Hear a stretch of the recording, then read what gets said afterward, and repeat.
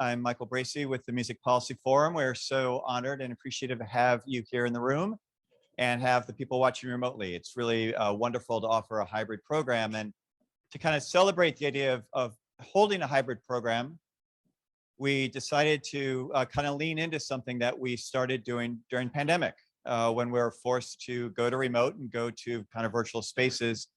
We started a weekly conversation program called Music Policy Forum Live, where we basically spend an hour every Friday meeting in Zoom, just having conversations and interviewing people about what's happening in their space as we're navigating these difficult times together. Keaton, get up here. So today we are very excited to offer the one and only edition of Music Policy Forum Live in a room with a live audience, and also again for the folks who are watching all around the world. So it's fun to be here. Hey, Keaton. How are you? I'm great. How are you? I'm doing fantastic. We have to do this quickly because I have to get to the Ticketmaster pre-sale real fast. Fine, I can do that.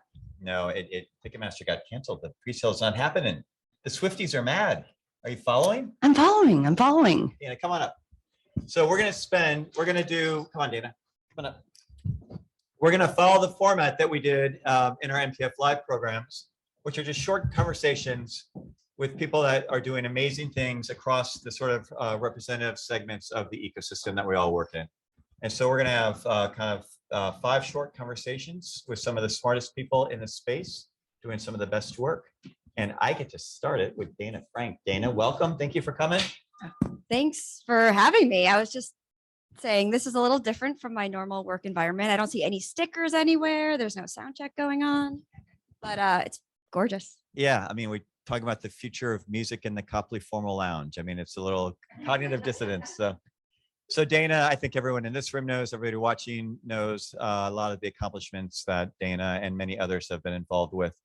I mean, just First Avenue. I mean, I think just doing the work in the Twin Cities has been remarkable. And then it's gone to this other chapter around National Independent Venue Association and the advocacy work. And again, as someone who's been involved in music advocacy for a long time, we all were so excited to be part of this collective effort, and also kind of had our jaws dropped as we just saw this thing come together. And so I just want to start thinking about, as we reflect on Save Our Stages and the Shutter Venue Operator Grant, and the idea again that $16.25 billion is more money in one bill than the combined 50-year history of the NEH and NEA together.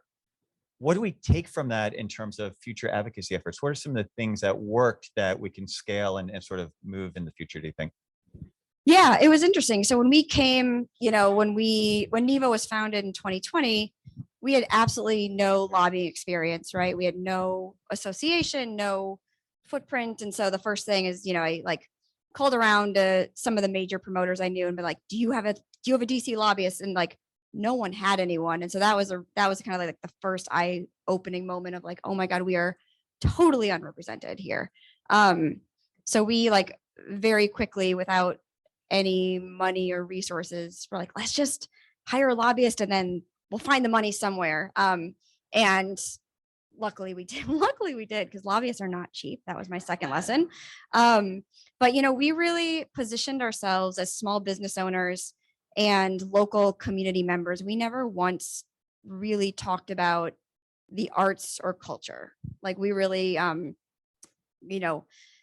worked our NEVA structure to be more like the National Restaurant Association or the broadcasters, these associations there's a central organizer, but really individually our members advocated on a local level how they best, felt it was best to do so.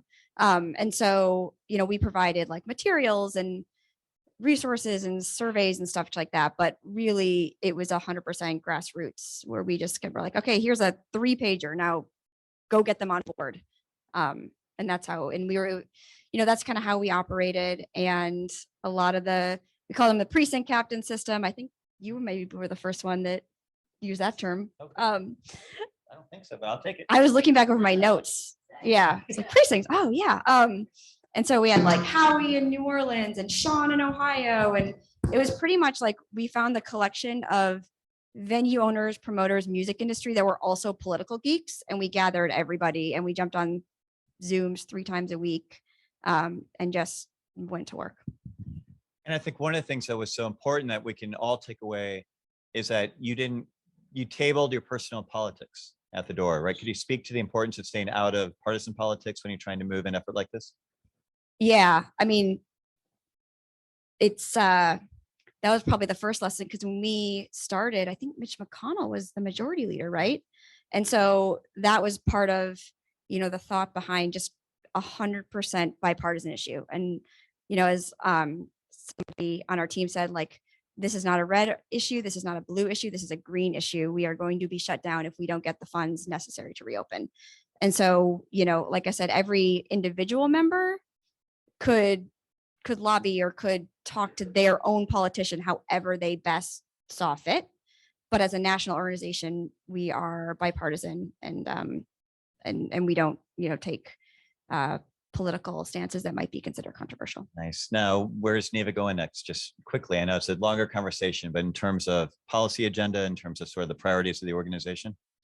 Yeah, we have a few priorities. The number one being ticketing in the secondary market, which obviously was thrown into focus this week. And it's been a little bit of a scramble. So if you see me like rushing out on my phone, there's, that seems to be all anyone can talk about this week. But, the secondary market is like a $10 billion industry, and all of that gets drained out of our ecosystem and just out of the pockets of anyone who is at risk for the show and has any responsibility for the show happening. So that we see as a major issue that affects not just the Taylor Swifts and the arena acts, but like all the way down. Because if somebody pays $10,000, $1,000 for a Taylor Swift on the secondary, how many shows could they have gone to see at their local venue?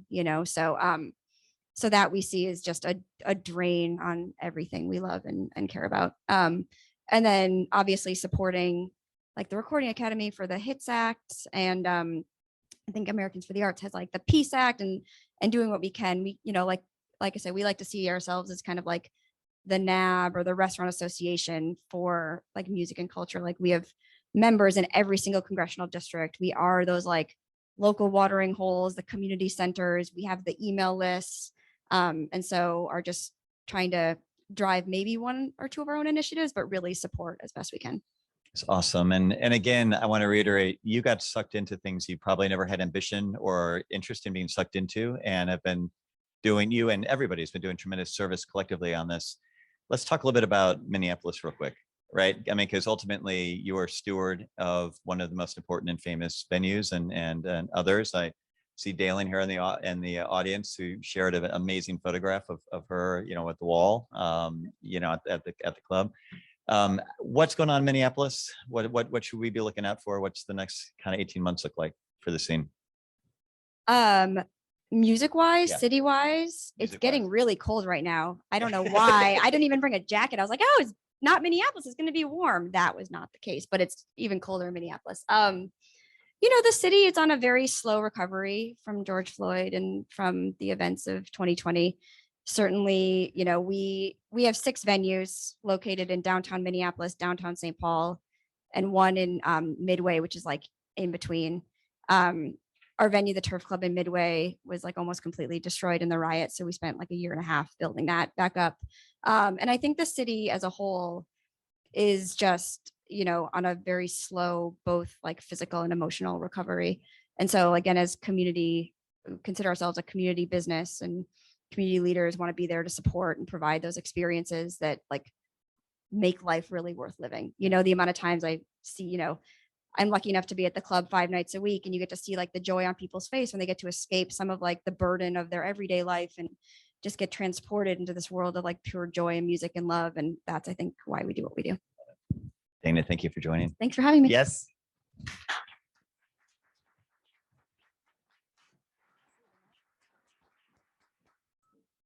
Make sure that don't have that feedback. There's something we can do about that. This is Not my field. I would say the banter. I don't really need a mic if everyone can hear me. No, we Oh, we have to? Okay. I just want to say there's a really nice All right, is banter that here, better? and maybe there's like a future podcast happening between you two. Is it good? Yeah. between the two of us. Yeah. Oh, Yeah. you're just getting started. I could see it. Hello, Seraphin. How are you Hello. today? I am great. A lot of energy, feeling very inspired. There has been a lot of good energy today and yesterday. And as I look out into the crowd, not just now, yesterday included, Yeah. we're surrounded by family, right?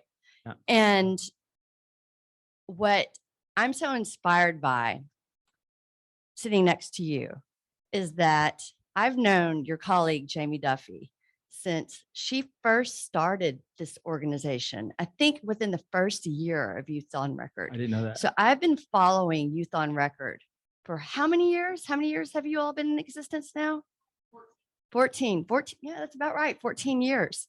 And I was so impressed when it was first established and and Jamie, was coming to these events and explaining to us this radical work that was being done in Denver, and meeting one of your founding board members, Ismael Guerrero, who has come to New Orleans and shared lessons with a lot of our constituents. And where I live, the importance of youth education in the arts, and in particular in music, and as it relates to our authentic traditions, is very much part of our cultural ecosystem, part of our authenticity, part of our fabric, what makes New Orleans so special.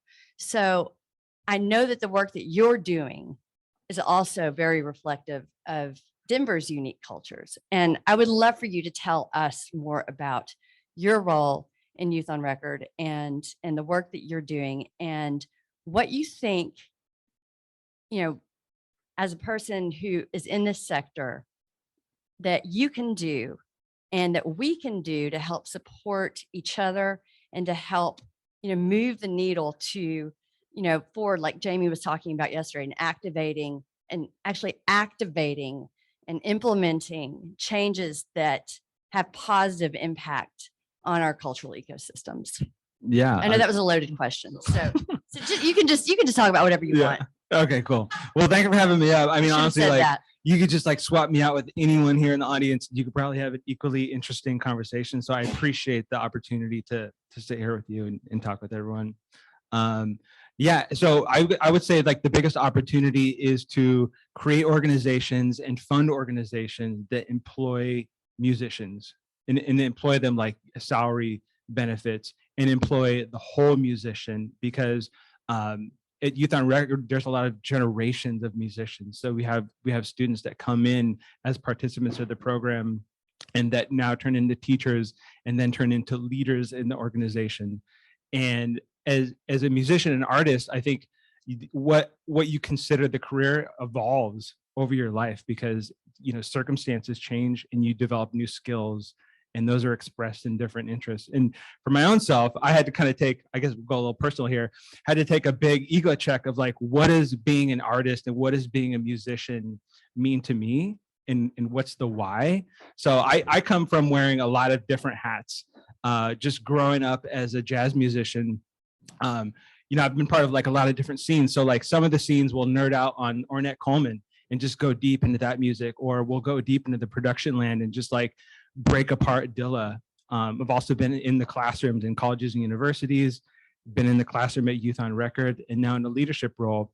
And all of those different kind of opportunities felt very authentic to my career as an artist and a musician, and really supports the why. So at Youth on Record, giving artists the opportunity to express that in a lot of different ways, as a pipeline on stage, as a pipeline in the classroom, as a pipeline in a leader and advocate in the community. Well, that's something that I've always really admired about Youth on Record, because it really does give youth the opportunity to explore in numerous ways. So it's not just, learning an instrument, right? It's, I mean, you have recording facilities, you have so much space, like literal physical space that, oh, hi, Maya. Sorry. My incoming board member and former intern, we talk about youth, right? Okay. So yeah, this is, I mean, for me, this goes to our discussion yesterday, one of our discussions yesterday, when we were talking about the importance of mentorship, which is what you're doing, which is what Youth on Record is doing. Not just, teaching students, not just teaching youth how to, play instruments or record music, but being part of a greater community, being part of something that makes people feel safe. And I think that that's as important as, the musical training, right? Providing that space where youth don't get that otherwise, and especially right now in a country that is so divided, right? And there's so much animosity and adversity right now. So to be able to go into a space like Youth on Record really, really, really is just critical right now for all communities. Yep. I mean, the musicians, they're expressing through the music making and the art, but also musicians are master communicators. They're leaders, and to kind of be express that in addition to being on stage and in the classroom. Right. So I was talking about Maya. Sorry, this has nothing to do with Youth on Record, but to your point earlier about, how, some of these youth, they learn how to, become musicians, and then they become educators, and then they have leadership roles like yourself. So Maya was a former intern of mine, and now she's going to be on my board, and she works for the U.S. Copyright Office, which is awesome. So I think that, that's different. It's not music. We're talking about law, but it goes to the importance of mentorship. So yeah, and we talked a lot about that yesterday. So. And I'm kind of biased because I'm a product of Youth on Record. I came in as the first partner artist. Jamie and Stefan, they're like, hey, we got this classroom that we're working on. Our song Handlebars is starting to take off. We need someone to take over these music classes. And so they brought me in, and that gave me the skills to develop a lot of other things that led to many more opportunities down the road. But yeah, different friends. But yeah, to come in as a teaching artist and then have the skills to develop to other aspects of my career, and now to come back and advise as a board member, it just kind of like goes to show that ecosystem of what a career could be. Well, I really totally admire your work. Love Jamie, love Youth on Record, and hope that other communities elsewhere look to it as a model, to replicate. Thank you. Thank you. Yeah.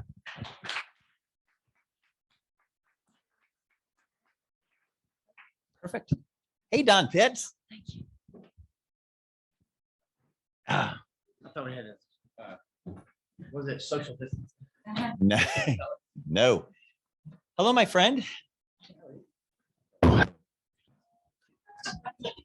can't get too close, so you feedback. Scoot, we're feeding back. Feel like one of those very hot mic. Hello. I can talk to it down here. Like it's a Steve Martin skit. Hello. Good. Hey, Don Pitts. Hey, how's it going? Good. So we've been thinking a lot about the last time we gathered in person, which was November 2019. And we thought we had collectively thought we had a lot of stuff figured out, and we were going to go change the world. And it's been a long couple of years. And your expertise, as most people in this room know and on the Zoom know, you've been working at the epicenter of local governments and music ecosystems and data and sort of building infrastructure for a really long time. Not really long time, for a minute. Feels like it though. Feels like it. 2014 when we started. So when you're kind of reflecting back on the last couple of years and thinking that we're moving into this next new stage, which is very uncertain, but I think we maybe share a similar sense of optimism leaving this town November this year that we did November of 2019. I hope we do. Yes. How are you feeling, and kind of what are you seeing? What are you seeing at the city level? Different things. First of all, I mean, I think we've during the pandemic, I think the work that MPF did, that we worked a little bit with Revs on, was kind of inspiring. We had kind of, as our many talks and walks of walking our dogs on the phone, we've resolved the problems. The music census that I had commissioned in 2014 as the city of Austin employee to really understand what was going on in the community from the lived experience. What was very it allowed us to make some data-driven, informed decisions on policy. And I think what we do know is that policy is the language. I mean, the data is the language of policy. So the last couple of years, we had kind of thrown the census in the trash in the dumpster, and we had to kind of go dig it back out because we were starting getting calls from it. So we've been working with, so we're beta testing. We did Austin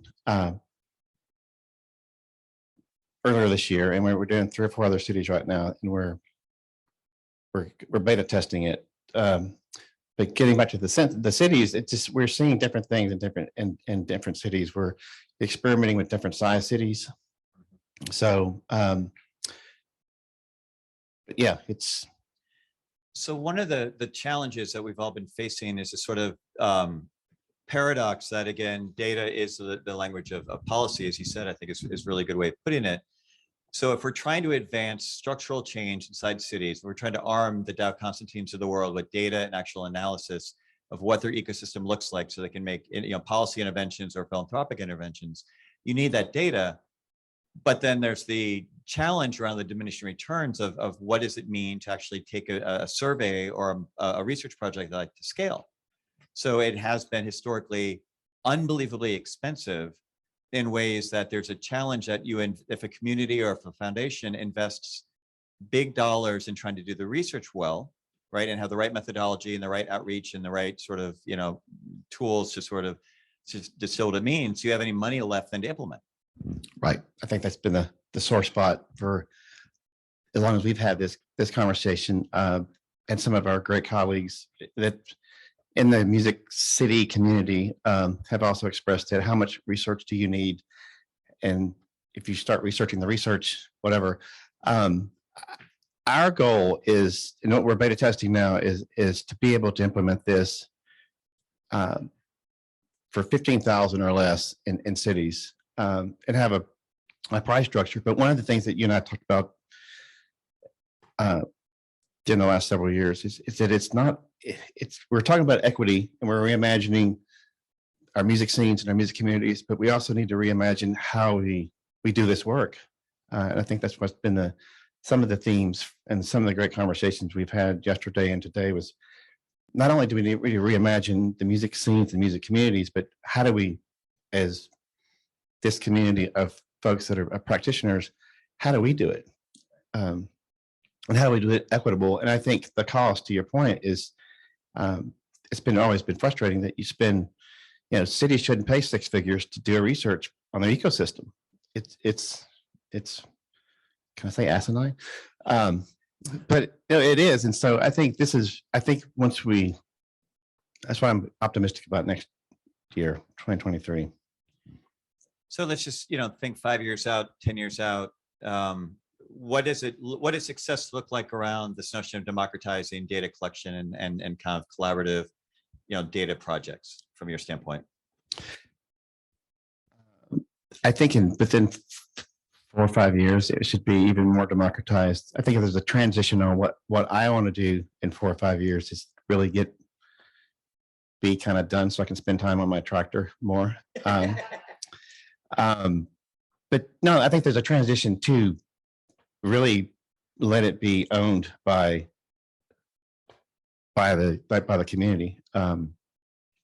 So I'm hopeful that, but everybody wants benchmarking. Every city wants to benchmark, not just the typical data points, but they want to really down in the weeds of data. We've added an equity piece to the survey that's really been interesting in the communities. It's I know in Austin, where we're more familiar with it, there's a lot of mythbusters on both sides of what the community. But we do know that we used to say for years that it means different things to different people, and oh boy, that couldn't be any truer. So good. And then what's your next 6 months like? What's kind of right in front of you? We getting ready to release the Austin data, and we're Chattanooga. I have to say, shout out to Chattanooga, really needs to do a clinic on community outreach. We're doing up at 3 more cities of the census. We're about 2 cities shy of what I want to beta test until we roll out. So we're hoping to roll out by March of 2023, the more affordable, equitable packages of music ecosystem studies. Awesome. Awesome. Well, Don, as always, we appreciate your work and your leadership and your role in our community. It's very valued. Thank you. Thanks, guys.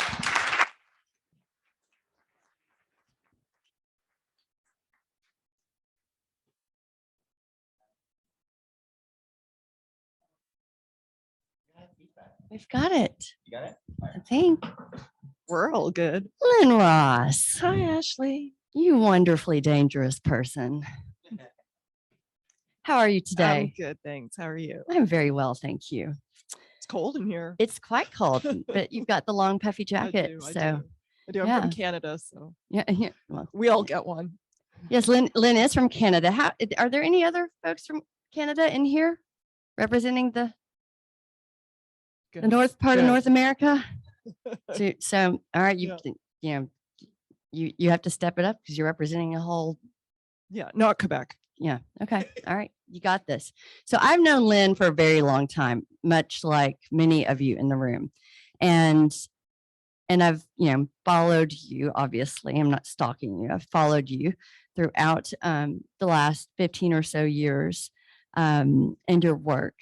And when I first met you, you were a cultural planner for the city of Vancouver. Yep. And that's relevant to what Dawn was just talking about, because I know that you all and you oversaw a study and a strategy that was developed for the music economy in Vancouver, and have since transitioned your role to being the head honcho. I left the dr- city. Yeah, she left the city. She happily left. Happily. As the executive director of the Performance Arts Lodges, it's PAL in Yep, PAL for Vancouver. short, yeah. PAL for short. Yes, yes. Tell us about this. So if you don't mind, just telling us about your previous role and highlighting, if you don't mind, the part of the study that you and I were talking about this morning that really compelled you to transition into your current role, and specifically how that data that Dawn was talking about just now really informed not just that study and not just your strategy, but the work that you're implementing right now. Sure. So when I was at the city of Vancouver, I wrote the first music strategy for the city, and we had a study that was done by Sound Diplomacy, and the number one challenge for musicians, artists, and people who worked in the sector was housing, or the affordability of housing. In Vancouver, much like Seattle, it is just like unaffordable. It is just crazy expensive to live there. So, and venues was second, like venues or rehearsal spaces, or, I mean, we're just lacking space in general in Vancouver. So with PAL, moved into housing, artist housing. So it is, and there are different PAL locations across Canada. I don't know if you knew that. Toronto, yeah. So Toronto was the first one. I think there are 8 now. We have a new build in a city called New Westminster coming. I think we're going to open in April. So right now our building is 111 units. They're all 1 bedrooms. Well, they're mostly 1 bedrooms. And we also have a theater, a black box theater on our top floor. Yeah, it's great. So the artists who live there, also can use the theater. So like we do rent it out to like other companies, and we have plays in there and music and whatnot, but it's great to have, like, the theater is really the heart of this building. They need space to create and practice, and it's an amazing place to have, like, a whole building of artists and performing artists. I think it's incredible that it's incredible enough to have that kind of the scope of artist housing, right? Yeah. across Canada. And you said that you're building, I mean, you have plans for how many across Vancouver? Well, Metro Vancouver, we want to have a PAL location in every city. So that would be like 7. Seven of these buildings with theaters in them. Yeah. I mean, the thought of, I mean, artist housing alone, but having a built-in theater, I mean, that's just amazing. That is something that America really needs to get on board. You know, I mean, there's so much that we can and should learn from and free Canada, healthcare. but for the love of God, I mean, So we have to start somewhere. So the mix at PAL right now is 60-40, or 60% of our units are rent geared to income. So most of those people pay like $475 a month, right? And their healthcare is covered. I'm sorry. Did you say $475 a month? Yeah. With a built-in theater? Yes. Does that include And- utilities? Yes. And I'm a performing artist. we Maybe it's time to move to Canada. And we also have a food program in the building too. So we don't have any food insecurity whatsoever. The Greater Vancouver Food Bank, we get about $50,000 a year in food from them. Does this come with like a flying car? I mean, it's almost unbelievable, right? I mean, that's incredible. It's Yeah. incredible. Yeah. So, and then 40% of the units are what we call near market. So they're below market, like 10%. So what happens is the near market, and we don't receive government funding for any of this. So this is all based on earned revenue, like our rent, and we're a charity. So we do have, donors, like generous donors. So it's really, Is it It works. mostly private donors? yeah. Okay. Yeah.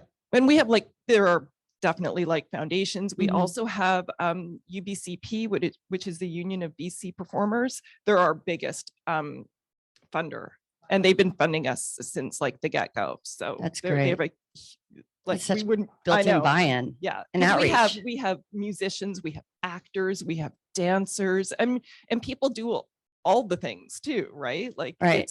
it's pretty amazing. So yeah, and for the rent geared to income people, you have to be 55 to Wow. be. So we're having the younger people support the older artists, and they're just going to live there and transition into the RGI units. So we have wait lists, like there's a long wait list. I bet there is. Yeah. But I mean, the nice thing is that the buildings, that's substantial. So you can house a lot of people. Yeah. in There that one are, building. yeah, there are, I think 140-ish people, like most people do live alone. But I mean, it doesn't feel like that. Like it's Right. like, these people have known each other also. A lot of these people have known each other their whole careers, right? And now they get to live the rest of their lives there. It's like, I mean, every day I go to work and people are so grateful and thankful that they have, So great. once so you have, heartwarming. yeah, I know. Like, I mean, it really goes to what Dow was saying earlier, and it really struck me that every person should be able to have a creative life. And I thought, creative life, well, that's about being able to exercise your own options, right? Make Yeah. choices. I mean, it really boils down to that, right? But to be a creative person and to be part of the creative sector and to be in that, again, a safe space from youth, when we're talking about youth on record, to what you're doing with the performance arts lodges. I mean, that is the model, that is the model. well, you have to remember too that like these people don't have pensions. They don't have, other than what you get from the government, which isn't really enough to live on. But they've been artists their whole lives, so they have really not planned well for the future.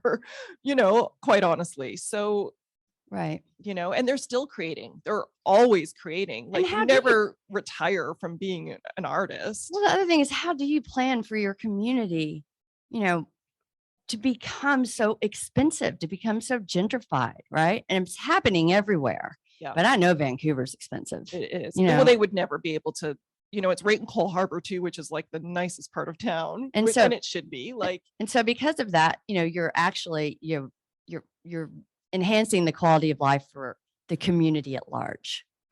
Yeah. Because without the creative industry, then, you're just a bland city, right? Yeah. An expensive bland city. So that's important to everyone. It would be very much important to me, absolutely. So Yeah. I'm sure it helps tourism. So Well, it helps, with the young people coming to Vancouver too. They want to come where there's arts and culture. right. I mean, it Like just from all makes industries, so much right? sense. Mhm. Well, thank you so much. Thank you. Is there anything else that you would like to say? Thank you, Michael Bracy, for bringing us all together. Thank you.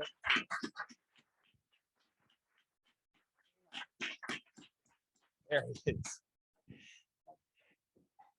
Coming from the land of the dying social media platform, Twitter, racing in. He's been tweeting a storm. He's been navigating chaos. Hello, There hello, we go. here I am. Ben Erickson from Future Music Coalition. Thank you for joining us. Oh boy. Has anything been happening in your world, Kevin? I feel really terrible because it's like the smartest people in the world are here, and I feel like I could like sit down with everybody in this room and have an amazing 2-hour discussion, and instead I'm like glued to my phone and messaging people on the Hill trying to figure out what's going on, and oh my gosh. And I know, so I'm sorry, for those who don't know, Kevin has a gambling problem. And he's very concerned about his DraftKings daily fantasy for this weekend. He really needs to get the lineup set, Right. but he's back here focused on music. Actually, I'm really just concerned about all of my crypto investments have lost their value. No, I've been dealing a lot with the Live Nation Ticketmaster stuff, and I actually had planned to come up here and have a broader conversation around antitrust and anti-monopoly stuff, but maybe this is sort of a window into that world because like we've seen in a really vivid and clear and concrete way, like one of the dangers of both of monopoly power, but also of underregulated industries and the ways that that can harm consumers and can harm venues, artists simultaneously, but also some of the opportunities right now that we have to solve these problems if we're able to effectively get the right stakeholders working together. Yeah, so I don't think we don't have time or probably intellectual or emotional bandwidth to unpack the history of how we got to this point with Live Nation Ticketmaster. Again, for the people in this room, for the people watching remotely, if you don't follow Future Music on Twitter, there's some remarkable Future_of_music. There's some great conversations and threads both that Kevin has written and also has been amplifying some great things. So definitely check that stuff out. I want to focus in our short time today on the political dynamics and the policy dynamics in terms of what the Biden administration is trying to do to reopen and sort of re-engage antitrust and anti-monopoly policies, and how we as a community can be tapped into those and supporting those and engaging in what could be trying to engage with and reverse 50 years of really bad policymaking. Yeah, so for a long time, the regulators were really sitting on their hands. A government's supposed to protect working people, government's supposed to protect consumers, and they had the tools. The tools have existed for a long time, and they just have not been using them.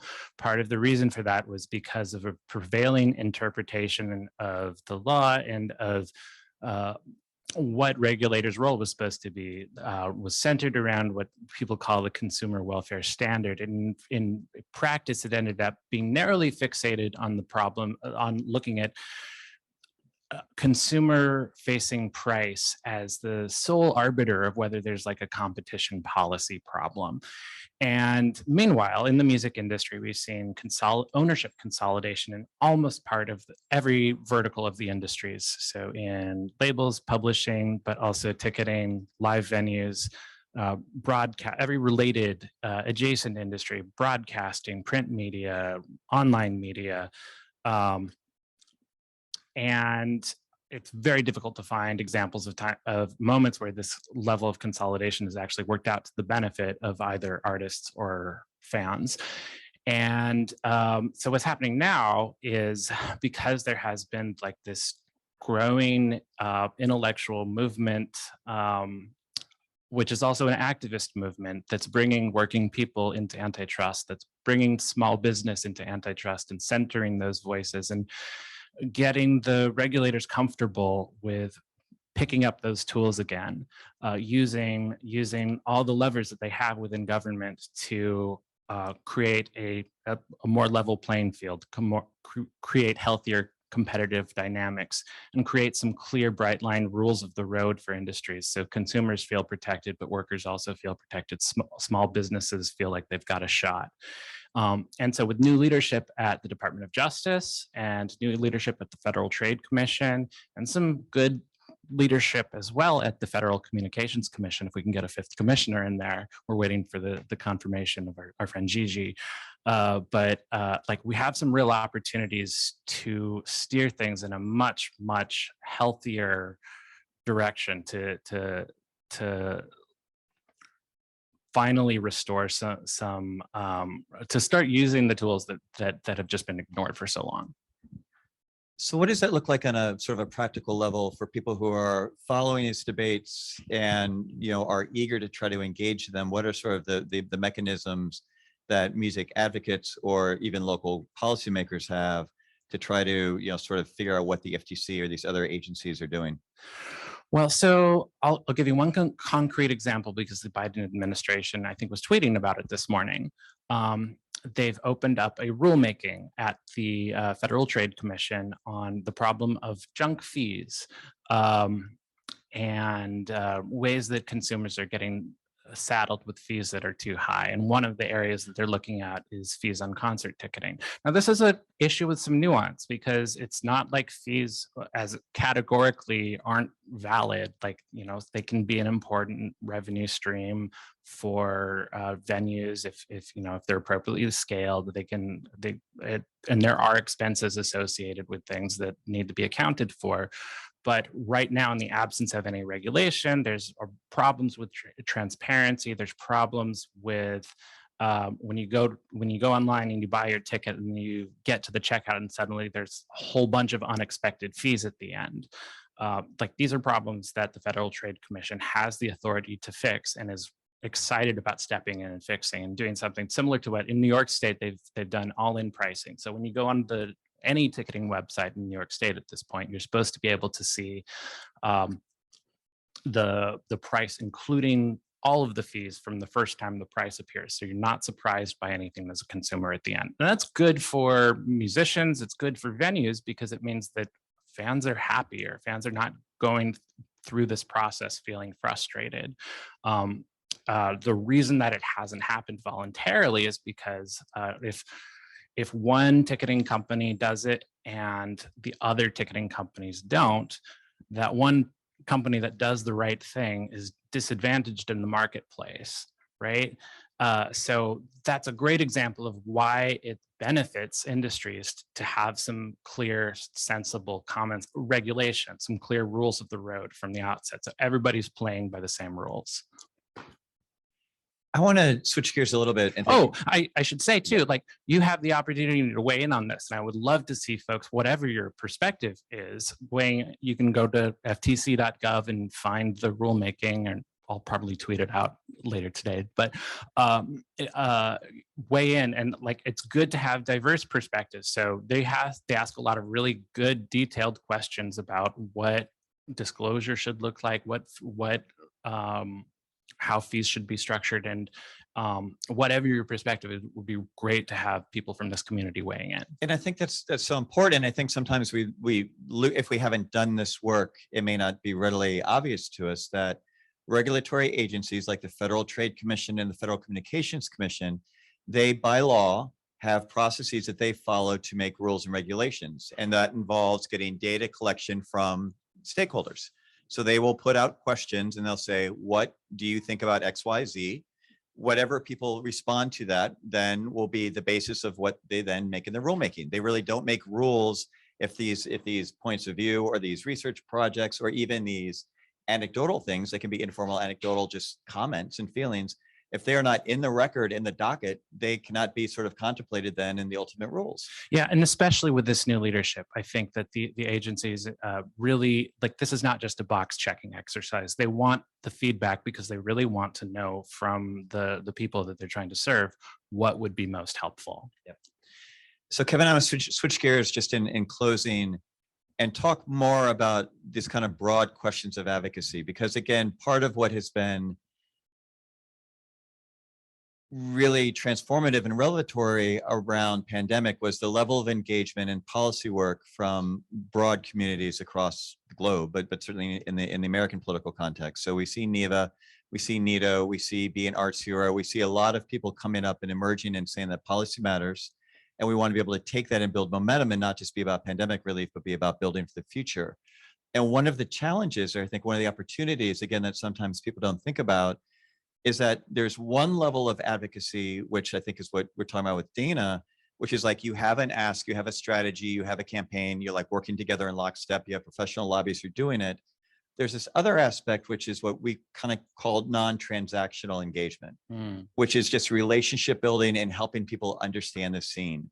Could you talk a little bit about the importance of just having friends, having colleagues, having relationships that don't have to be about a particular political or funding ask, but are about helping people who work in policy just have a better understanding of what are the needs and sort of the challenges and opportunities facing the community? Yeah. Like, I mean, one of the things that has been great, not great, nothing's been great about the pandemic, but one of the opportunities that came out of the pandemic was all these opportunities for people who don't usually get to talk to each other to actively collaborate. And there was some active collaboration on some particular shared policy goals, but it also opened up lines of communication, both between folks out in the music community and folks in positions of power in government, but also between different parts of the music community, that might not even be on the same side on a lot of issues, but able to find common ground or at least have open dialogue to understand what each other's needs are. And having access, one way that stupid laws happen, bad decisions are made is because there aren't open lines of communication to know who to call to check, is this a good idea or not? Or what's your take on this language? Or is there something that we're missing here? Or who else should we be talking to about this? And so often and a lot of my job ends up being the connective tissue. Like, okay, I'm not the expert on this arcane broadcast policy issue, but I can talk to my folks in community radio who are, and I can connect them to whatever lawmaker is talking about those issues. I can, and I think that's something that we can all practice doing too, is the more that we build these connections and the more that we try to create a spirit of openness in policy discourse and an open collaboration, the better, the more informal infrastructure that we have to make it possible to connect the right people. The challenge, of course, is that infrastructure itself takes investment, and that's going to be maybe like the next organizing challenge for this community is like figuring out ways to create an infrastructure that sustains that ongoing connection past the pandemic, past the time when we all have a bunch of time on our hands because everything's shut down. No, thank you, Kevin. I thought you said that really well. And part of the sort of the day one lesson of being an advocate, and again, people in this room know this, people in the Zoom watching this, by definition, elected officials are going to disappoint you. Like, it's going to happen again and again and again, but there's still going to be the people in power, and there's still going to be people that you have to engage with if you're trying to advance your agenda. So it's really important to just play the long game, to try not to, let the water get off, just keep it going, just keep rolling, keep the work going, and just, keep, like you said, those lines of communication open. Kevin, thank you for joining us. Thank you so much for having me. Ashlye, this was fun. So we're going to have lunch here in the room. Ben's going to talk about it. One thing, we're going to talk about lunch for the people in the Zoom. We're like, what are they having for lunch? One thing I want to talk about briefly before we break. We did something at Music Policy Forum as part of this year's events that we hadn't done before, which was really fun. We invited people come to town to participate in our efforts in our events to participate in crafting a series of essays, personal essays around the theme of don't rebuild, but reimagine. What does it mean to take this moment of pause, the 3 years since we've last been in DC, to fundamentally rethink how do we engage with the music communities? What do these things look like? And as a result, we've actually published, thank you, Claire Krasinen, for her amazing help kind of getting this all up and going. We are formally publishing today our first ebook, a collection of, I think, 15 essays from many of the people who are speaking today. People have been a big part of our community, just reflections around these themes. So again, we're really proud to be publishing that on the web. It'll be readily available, I think, right now. Folks on Zoom, hopefully, can go check it out. We'll put the link in the chat. And thanks to everybody who really spent time to kind of think on those themes, reflect, and write some really great work. So thank you for that.